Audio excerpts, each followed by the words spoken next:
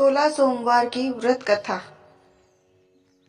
एक बार भगवान शिव और माता पार्वती दोनों भ्रमण करते हुए मृत्युलोक की अमरावती नगरी में जा पहुंचे।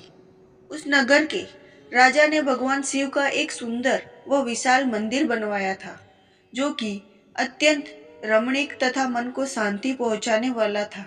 शिव जी और माता पार्वती उस मंदिर में ठहर गए। एक दिन माता पार्वती ने भगवान शिव से कहा, हे प्राणनाथ, आज मेरी चौसर खेलने की इच्छा हो रही है। माता पार्वती की इच्छा जानकर भगवान शिव देवी पार्वती के साथ चौसर खेलने बैठ गए।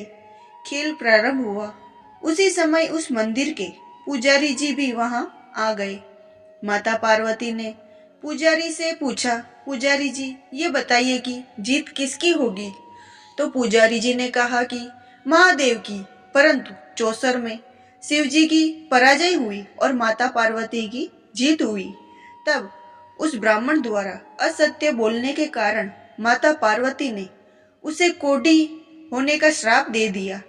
पार्वती जी के श्राप के कारण पुजारी जी कोढ़ी हो गए। शिव पार्वती के इसके बाद अपने धाम वापस लौट गए।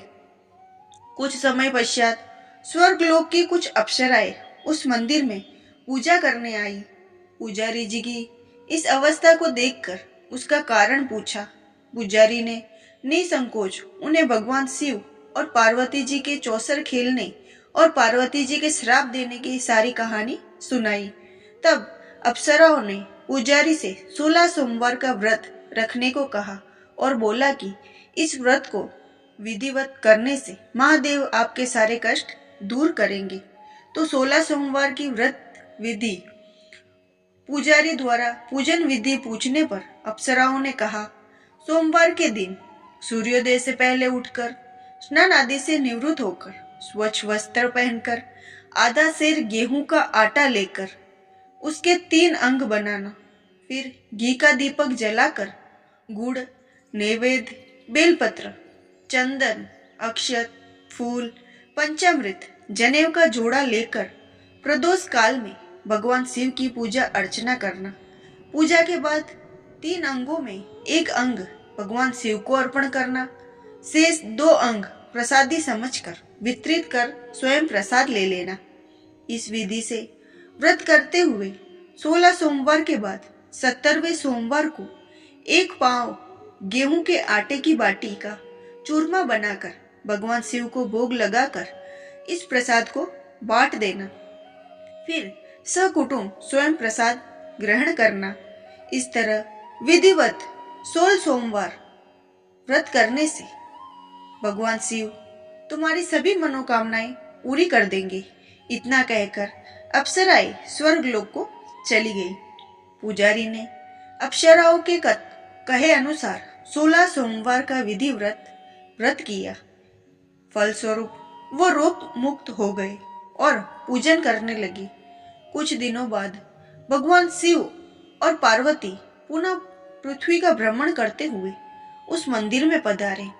स्वस्थ पुजारी को देखकर माता पार्वती ने आश्चर्य से उसके रोग मुक्त होने का कारण पूछा। तो पुजारी ने कहा, अपनी 16 सोमवार व्रत कथा कह सुनाई। पार्वती जी भी व्रत की बात सुनकर बहुत प्रसन्न हुई और उन्होंने पुजारी से इसकी विधि पूछकर स्वयं 16 सोमवार का व्रत प्रारंभ किया। उन दिनों कार्तिकेय अपनी माता से नाराज होकर दूर चले गए, जिसके कारण माता बहुत चिंतित रहती थी। अपने मन में इसी इच्छा को लिए माता पार्वती ने विधिवत 16 सोमवार का व्रत किया, जिसके बाद कार्तिकेय जी वापस लौट आए। कार्तिकेय ने अपने हृदय परिवर्तन के संबंध में पार्वती जी से पूछा, हे माता, आपने ऐसा कौन सा उपाय किया था जिससे मेरा क्रोध नष्ट हो गया और मैं वापस लौट आया? तब पार्वती जी ने कार्तिकेय को अपने द्वारा की गई 16 सोमवार की व्रत की कथा सुनाई। कार्तिकेय ने भी यह व्रत किया और उनका बिछड़ा हुआ मित्र लौट आया। मित्र ने भी इसका कारण पूछा तो कार्तिकेय ने अपने मित्रों को भी 16 सोमवार व्रत की कथा विधि बताई। मित्र व्रत के बारे में सुनकर बहुत खुश हुआ। उसने भी अपने विवाह की इच्छा के लिए विधि व्रत ये व्रत किया। 16 सोमवार का व्रत समापन करने के बाद वह विदेश यात्रा पर निकला। वहां के राजा की बेटी का स्वयंवर हो रहा था। वहां के राजा ने प्रतिज्ञा की थी कि एक हथिनी यह माला जिसके भी गले में डालेगी वह अपनी पुत्री का विवाह उसी से करेंगे। वह ब्राह्मण भी स्वयंवर को देखने की इच्छा से एक ओर जा बैठा। वहां कई राज्यों के राजकुमार बैठे थे। तभी एक सजी धजी हथिनी सूंड में जयमाला लिए वहां आई और उसने ब्राह्मण के गले में जयमाला डाल दी। फलस्वरूप राजकुमारी का विवाह ब्राह्मण से हो गया। एक दिन उसकी पत्नी ने पूछा, हे प्राणनाथ, आपने कौन सा शुभ कार्य किया था जो उस हथिनी ने वहां उपस्थित राजकुमारों को छोड़कर आपके ही गले में जयमाला डाल दी। तब फिर ब्राह्मण ने 16 सोमवार की विधि बताई। अपने पति से 16 सोमवार का महत्व जानकर राजकुमारी ने सत्पुत्र प्राप्ति के लिए 16 सोमवार का व्रत किया, जिसके फलस्वरूप राजकुमारी को एक सुंदर, सुशील और गुणी पुत्र प्राप्त हुआ। बड़ा होने पर पुत्र ने राजकुमारी से पूछा कि माता, किस पुण्य के कारण आपको मेरी प्राप्ति हुई?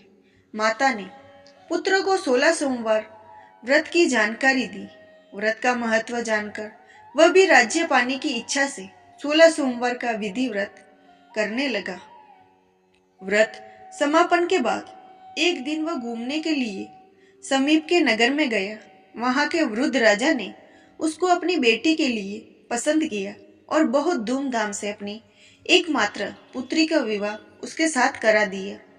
कुछ समय बाद राजा का निधन हो गया, जिसके कारण गोपाल को उस नगर का राजा बना दिया गया।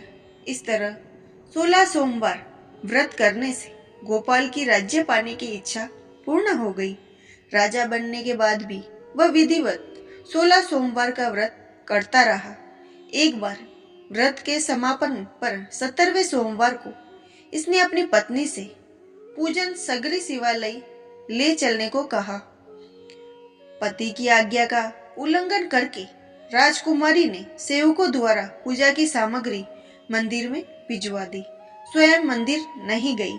जब राजा ने भगवान शिव की पूजा पूरी की तो आकाशवाणी हुई, हे राजन, तेरी रानी ने 16 सोमवार व्रत का अनादर किया है। तुम इसे भी महल से निकाल तो, नहीं तो ये तेरा सत्यानाश कर देगी। प्रभु, आज्ञा सुन। उसने तुरंत रानी को महल से निकाल दिया। रानी भूखी प्यासी एक नगर में एक बुढ़िया के पास पहुंची। वह बुढ़िया सूत काट कर बाजार में बेचने जा रही थी, लेकिन उस बुढ़िया से सूत उठ नहीं रहा था। बुढ़िया ने रानी से कहा, बेटी, यदि तुम मेरा सूत उठाकर बाजार तक पहुंचा दो तो उस सूत बेचने में मेरी मदद करो तो मैं तुम्हें धन दूंगी। रानी ने बुढ़िया की बात मान ली, लेकिन जैसे ही रानी ने सूत की गठरी को हाथ लगाया, तभी जोर की आंधी चली और गठरी खुल जाने से सारा सूत आंधी में उड़ गया। बुढ़िया ने उसे फटकार कर कहा और भगा दिया। अपने भाग्यों को कोसती हुई रानी चलते चलते नगर में एक तेली के घर पहुंची तो तेली के तेल से भरे हुए मटके एक एक करके फूटने लगे। इसीलिए तेली ने भी वहां से भगा दिया। भूख प्यास से व्याकुल रानी वहां से आगे की ओर चल पड़ी। रानी ने एक नदी पर जल पीकर अपनी प्यास शांत करनी चाहिए, तो उसको स्पर्श करने से ही नदी का जल सूख गया। अपने भाग्यों को कोसती हुई रानी कुछ आगे चली जा उसे एक तालाब दिखी, लेकिन जैसे ही रानी ने तालाब के जल को स्पर्श किया, वैसे ही उस जल में असंख्य कीड़े उत्पन्न हो गए। रानी ने दुखी होकर उस गंदे जल को पीकर अपनी प्यास शांत की। रानी ने एक पेड़ की छाया में बैठकर कुछ देर आराम करना चाहा, तो उस पेड़ के पत्ते पल भर में सूखकर बिखर गए और वन सरोवर की यह दशा देखकर वहां के ग्वाले रानी को समीप के मंदिर में पुजारी जी के पास ले गए।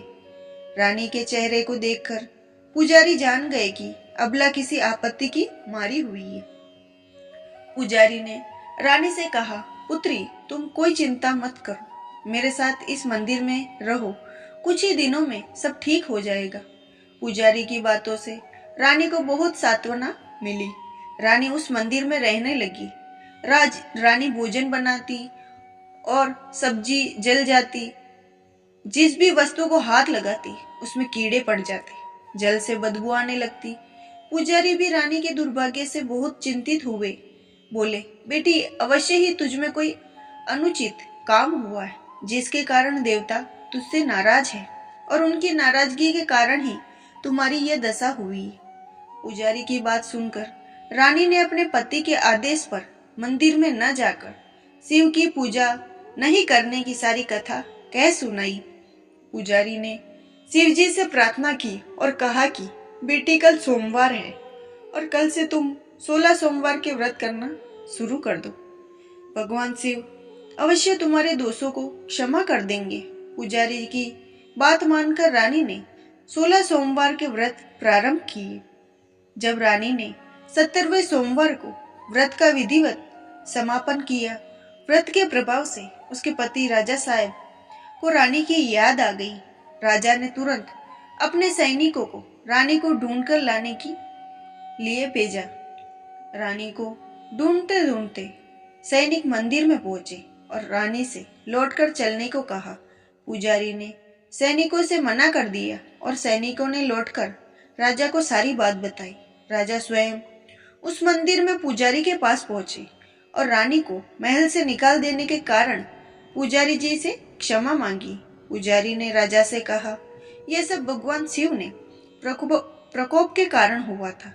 इतना कहकर रानी को विदा किया। राजा के साथ रानी महल में पहुंची। पूरे नगर को सजाया गया। महल में खुशियां मनाई गई।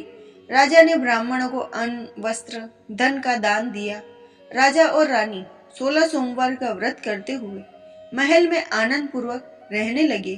अंत में वो शिवलोक को प्राप्त हुए। इसी प्रकार जो व्यक्ति 16 सोमवार की कथा सुनता है, विधिवत व्रत करता है, उसकी सभी मनोकामनाएं पूरी होती और जीवन में किसी तरह की कोई कमी नहीं आती है। ऐसे स्त्री पुरुष आनंद पूर्वक जीवन अपना व्यापन करते हैं, अंत में शिवलोक को प्राप्त होते हैं। 16 सोमवार और सावन सोमवार दोनों की कथाएं अलग अलग कही जाती है और सुनी जाती है।